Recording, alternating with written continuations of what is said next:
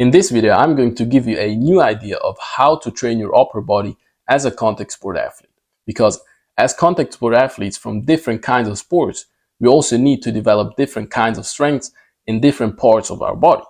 And while some body types might be more suitable to kick someone's ass to get past, others are more suitable to be quick and agile. And even within a certain sport itself, body compositions vary and provide you with different kinds of advantages and disadvantages. That's why my goal in this video is not to show you the perfect upper body workout that doesn't exist, but rather to equip you with 14 effective exercises that provide you with the healthy and balanced upper body that you need no matter which contact sport you're playing. And every exercise is going to have its purpose to make you better and more protected at your sport. And I know healthy and balanced might sound a little bit cheesy and broad, and it's probably what everyone is going to tell you about their exercise selection. And I mean, what does healthy and balanced even mean? In my opinion, it's simple.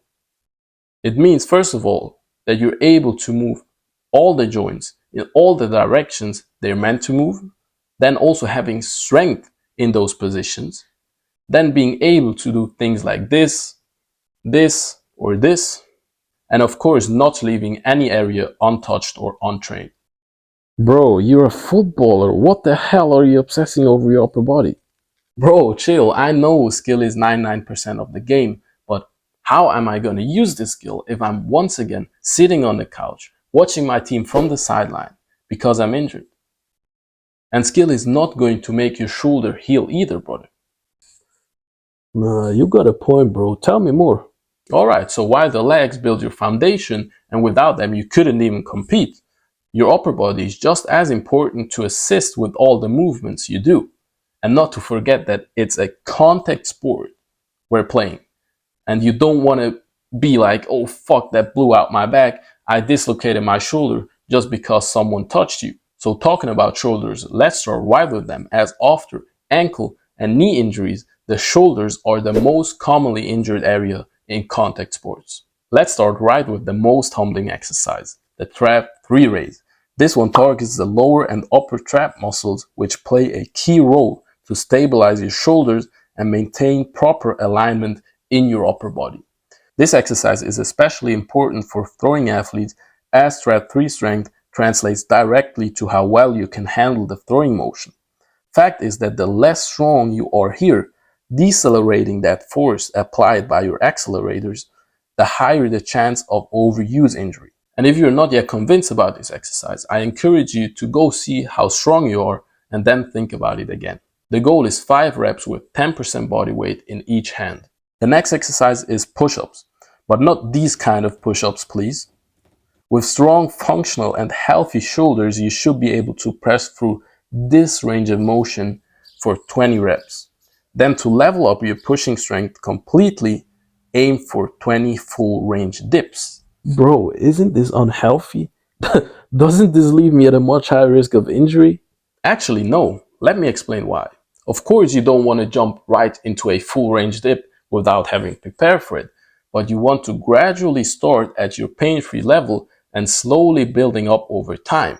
And that's definitely worth it. But why, when I could just do normal dips, normal push-ups, like I've always done them when I wasn't injured? So, never. First of all, more gains, because more range equals more stretch, equals more damage to the tissue, equals more potential for gains. It also means having a healthier joint that is strong through the full range of motion and healthier tissue that isn't shortening over time. So actually, when you think about it, full range push-ups make you much less likely to suffer an injury. Ooh, makes sense. To be honest, I was shocked about how much more taxing those full range push-ups were when I first tried to get into them. But the problem was I couldn't even get into them at first because my shoulders weren't ready for that range. So the next 2 exercises are all about regaining that range and stabilizing your shoulder joint. External rotations are king for exactly that. I'm telling you, talking from my own experience, that external rotations were the game changer when I had shoulder pain from only pressing and pressing and pressing. Let me explain to you why. Pressing moves your shoulder into internal rotation. That's nothing inherently bad, but think about how many more repetitions of pressing, so internally rotating your shoulder, you have than externally rotating your shoulder. No wonder the shoulder joint gets out of balance and struggles to create stability when your internal rotators that pull your shoulder forward are so much stronger than your external rotations that pull your shoulder back. And no athlete wants a shoulder that is already struggling to maintain proper joint stability in itself and then has to go to play a contact sport, or even worse, a sport where you're throwing a lot. Because every time you throw, you accelerate your shoulder to throw that ball, but the muscles that work really hard to stop your arm from literally flying away are your decelerators here, your external rotators. If those are too weak, you're also very likely to injure your shoulder. Aim for 10% body weight for 12 reps to rebalance your shoulder, giving her a chance to be strong and healthy. Now, if the external rotations were king, the pullover is at least prince, if not king as well. This exercise not only tests your shoulder mobility overhead, and remember, a shoulder is meant to move in so many directions, so you want to be strong in every one of those. So it tests your shoulder mobility overhead, but it also is one of the most scalable thoracic spine exercises.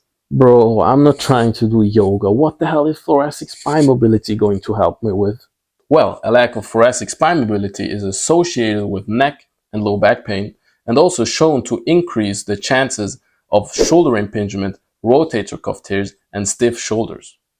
What? Say no more. I'm tired of my shoulder issues. I'ma start doing pullovers now. Thanks, man. See you. Wait, we're not done yet. We have trained spinal extension, now we want to train spinal flexion. I mean, the spine is the foundation of our upper body, so we want to be amazingly strong and mobile there. That's why we use the Jefferson Curl for spinal flexion.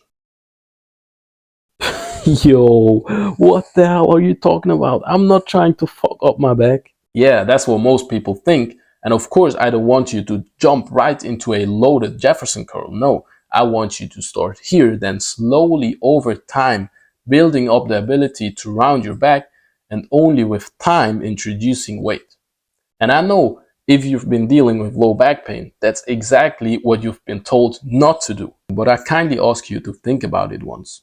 As a normal person pursuing your daily activities, you are going to get into a situation where you have to round your back. You cannot always keep it straight. It's just as simple as that. We are not robots. And our spine also was not designed to not move at all. It was designed to extend and to flex. So let's try to strengthen those tiny muscles between every vertebrae and get strong at rounding and get strong at extending our back. Especially as contact sport athletes, we never know in which position we get put, whether that's your back rounding, your back moving laterally, twisting, whatever. You don't know in which position you get put. We simply want to make sure that your core is strong enough to support your spine during all of those motions. That's why the next exercise is the QL raise. This exercise targets the QL muscle that attaches on your lumbar spine. And while some try to do exercises that resist lateral movement, others do exercises from famous pro athletes, and they're all great and aim for about the same outcome, but we notice that the QL raise allows much more range of motion and better progressive overloading, which allows us to get stronger and even more mobile. If you've never done this exercise, I dare you to try 3 sets of 15 reps and see how sore you get.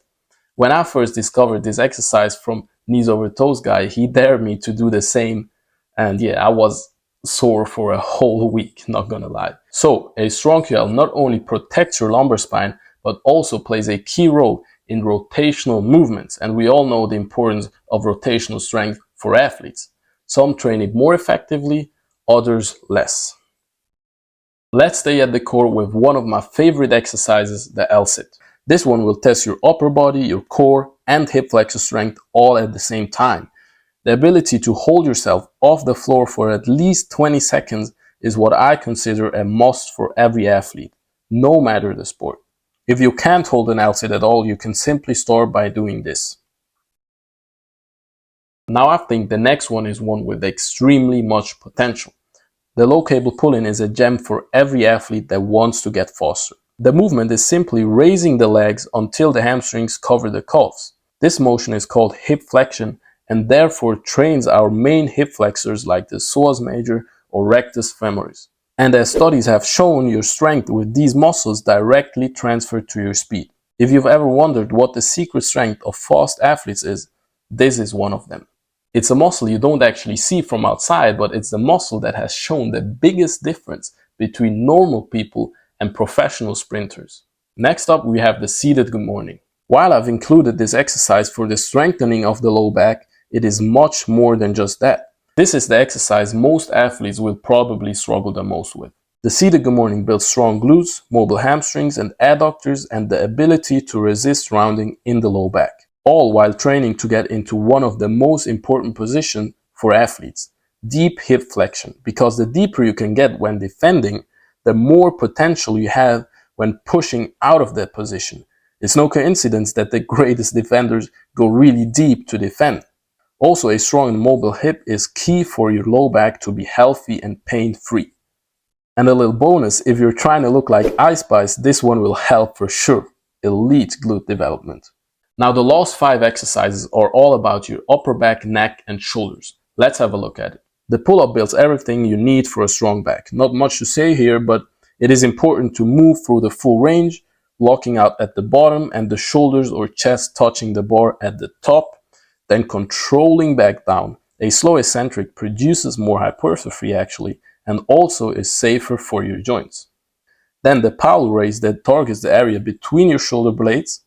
This one is another gem for shoulders because the great thing is that you can rebalance strength from side to side, really focusing on getting equally strong. Now as contact sport athletes, you absolutely want to have a strong neck, because you will be exposed to situations you receive a body check and your neck has to resist the momentum to keep your head in place, or you get directly hit on your neck, or you fall on your neck. Whatever, the absolute last thing you want is a neck injury. Your neck is very probably much weaker than you think, so start with wall bridges at first and then move into neck bridges if you feel comfortable. Then you can further bulletproof your neck and shoulders with the neck press. While this might look scary at first, I'm telling you my shoulders feel incredibly good doing these, and it's only going to make me more protected as long as I stay in my pain-free range. But doing simply shoulder presses or military presses, of course always moving through the full range of motion, are absolutely great shoulder builders too. And last but not least, pretty self-explanatory, you've probably already seen it and for a good reason, so the face pull. It covers the whole backside of your shoulders, targeting the rear delts, rhomboids and even external rotators. Training these muscles will make sure you have what it needs for your shoulders to be more protected for your sport. That's all the exercises, guys. Quick and simple, and I believe that's all you need as a base for your upper body in contact sports. The exercises are all depending on body weight, so you're really building an athletic body that is suitable for you. And of course, depending on what sport you're playing, you're going to do more specific work, for example, more shoulder work for the baseball players, more neck work, chest work for the rugby players, more core work for the footballers.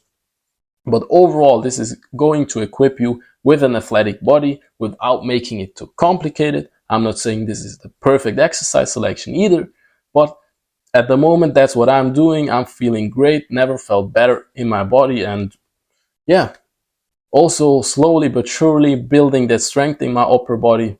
If you've seen how I looked like 5 years back, I was skinny as fuck, so that's nice too. I hope this video helped you. If yes, leave a like, and please let me know down in the comment section what you think about the exercise selection. Did I miss something? Is there an exercise you would have included that I didn't include? Just let me know. And if you have a friend that would profit from this video, feel free to share it with him. I'm sure he'll be happy. And yeah, I guess we see us the next time. Peace. See you.